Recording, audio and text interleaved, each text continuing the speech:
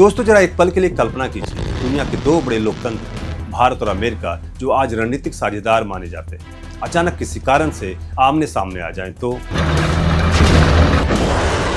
आप ये मत मानिएगा कि ऐसा नहीं हो सकता। अमेरिकन राष्ट्रपति ट्रंप जिस तरीके से हरकतें कर रहे हैं उन पे भरोसा करना बहुत ही मुश्किल है।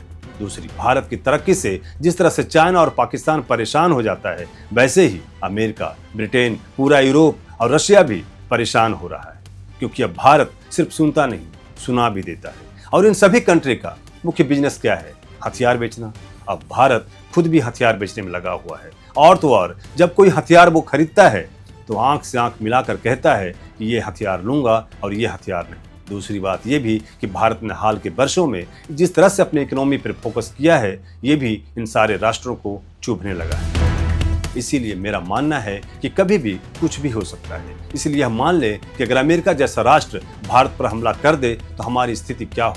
क्या भारत अपना बचाव कर पाएगा? क्या यह युद्ध सिर्फ दो देशों तक सीमित रहेगा या पूरी दुनिया को अपनी चपेट में ले लेगा?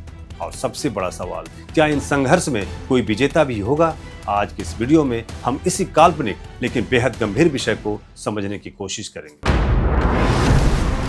तो दोस्तों, सबसे पहले हमें यह समझना होगा कि भारत और अमेरिका कोई साधारण देश नहीं। अमेरिका दुनिया की सबसे बड़ी सैन्य शक्ति माना जाता है। उसके पास सबसे आधुनिक वायुसेना, नौसेना, स्टील्थ बम वर्षक विमान, वैश्विक सैन्य ठिकानों का विशाल नेटवर्क और अत्याधुनिक तकनीक है। दूसरी तरफ भारत दुनिया की सबसे बड़ी आबादी वाले देशों में से एक है। उसके पास विशाल सेना, मजबूत नौसेना, परमाणु हथियार, मिसाइल तकनीक और तेजी से विकसित होता रक्षा उद्योग है। इसीलिए यदि कभी ऐसा संघर्ष होता है तो यह अमेरिका या लीबिया जैसा युद्ध नहीं होगा। यह मानव इतिहास के सबसे खतरनाक संघर्षों में से एक बन सकता है।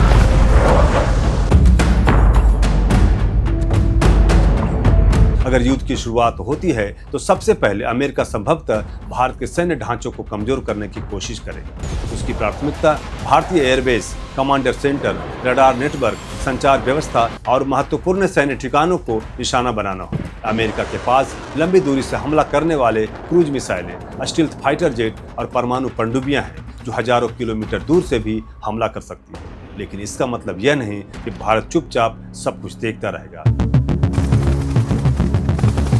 भारत के पास भी आधुनिक वायु रक्षा प्रणाली, मिसाइल नेटवर्क और जवाबी हमला करने की क्षमता मौजूद है। यहीं पर S-400 जैसे एयर डिफेंस सिस्टम की भूमिका सामने आती है। भारत ने रूस से प्राप्त S-400 प्रणाली को अपनी सुरक्षा का एक महत्वपूर्ण हिस्सा बनाया है। इसका काम दुश्मन के विमानों और कुछ प्रकार की मिसाइलों को हवा में ही रोकना है। हालांकि कोई भी रक्षा प्रणाली 100% सुरक्षा की गारंटी नहीं देती, लेकिन यह किसी भी हमलावर की लागत और जोखिम को काफी बढ़ा सकती है। इसके अलावा भारत अपने स्वदेशी बैलिस्टिक मिसाइल डिफेंस सिस्टम को और भी मजबूत करने में लगा हुआ है।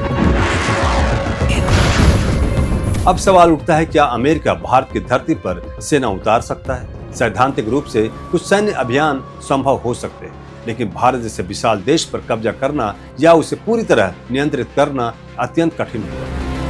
उत्तर में हिमालय, पूर्वोत्तर के पहाड़ी क्षेत्र, मध्य भारत के जंगल, विशाल नदी तंत्र और हजारों किलोमीटर लंबी तटरेखा किसी भी विदेशी सेना के लिए बड़ी चुनौती बन सकती है। इतिहास गवाह है कि बड़े और विविध भौगोलिक क्षेत्रों वाले देशों में लंबे समय तक सैन्य नियंत्रण बनाए रखना आसान नहीं होता। अगर संघर्ष लंबा चलता है तो भारत अपनी विशाल जनशक्ति, घरेलू उत्पादन क्षमता और क्षेत्रीय लाभ का उपयोग कर सकता है। किसी भी युद्ध में सिर्फ हथियार नहीं, लॉजिस्टिक्स, आपूर्ति, जन समर्थन और आर्थिक सहनशक्ति भी महत्वपूर्ण होती है। भारत की बड़ी आबादी और विशाल भूभाग उसे लंबे समय तक संघर्ष झेलने की क्षमता दे सकते हैं। हालांकि ऐसी स्थिति में दोनों देशों को भारी नुकसान उठाना पड़ेगा। अब बात करते हैं उस पहलू की जिसे पूरी दुनिया सबसे ज्यादा गंभीरता से देखेगी, परमाणु हथियार। भारत और अमेरिका दोनों परमाणु क्षमता रखते हैं। भारत की घोषित नीति नो फर्स्ट यूज यानी पहले परमाणु हमला न करने की रही। इसका अर्थ यह है कि भारत आधिकारिक तौर पर पहले परमाणु हथियार इस्तेमाल करने की बात नहीं करता, लेकिन यदि उस पर परमाणु हमला हो तो जवाब देने की क्षमता रखता है। किसी भी बड़े उद्देश्य में सबसे बड़ा उद्देश्य यही होगा कि स्थिति परमाणु युद्ध तक न पहुंचे, क्योंकि परमाणु संघर्ष का कोई वास्तविक विजेता नहीं होता। ऐसी स्थिति में करोड़ों लोगों की जान खतरे में पड़ सकती है और पूरी दुनिया दशकों तक उसके प्रभाव झेल सकती है। अब जरा हिंद महासागर की तरफ चलते हैं। दुनिया का एक बड़ा हिस्सा समुद्री व्यापार पर निर्भर है। हिंद महासागर ऊर्जा आपूर्ति और वैश्विक व्यापार के लिए बेहद महत्वपूर्ण क्षेत्र है। भारत की भौगोलिक स्थिति उसे इस क्षेत्र में एक विशेष रणनीतिक लाभ देती है। अगर समुद्री मार्ग प्रभावित होते हैं तो तेल, गैस और अन्य जरूरी वस्तुओं की आपूर्ति पर असर पड़ सकता है। इससे सिर्फ अमेरिका या भारत ही नहीं बल्कि एशिया, यूरोप और अफ्रीका के कई देशों की अर्थव्यवस्था प्रभावित हो सकती है।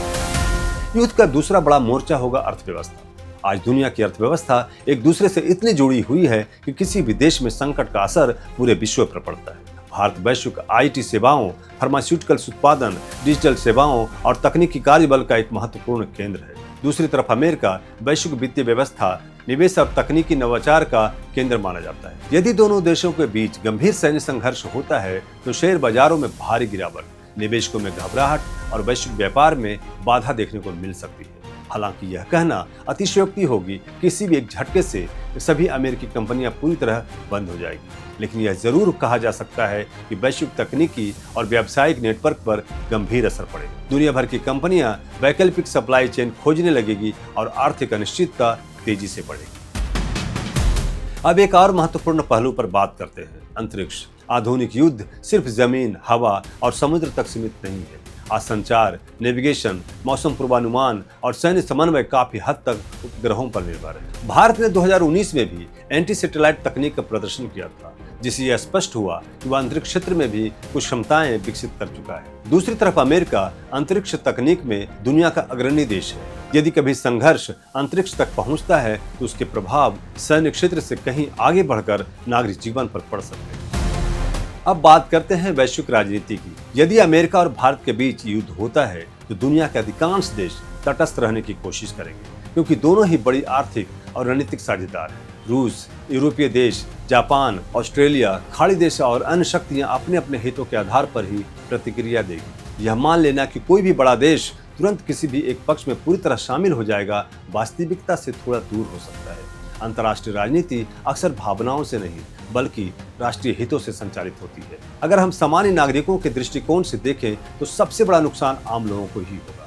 महंगाई बढ़ सकती है, व्यापार बाधित हो सकता है, अंतर्राष्ट्रीय यात्रा प्रभावित हो सकती है और वैश्विक आर्थिक अस्थिरता का असर करोड़ों परिवार तक पहुंच सकता है। इसीलिए किसी बड़े युद्ध की कीमत सिर्फ सैनिक नहीं चुकाते बल्कि आम नागरिक भी चुकाते हैं।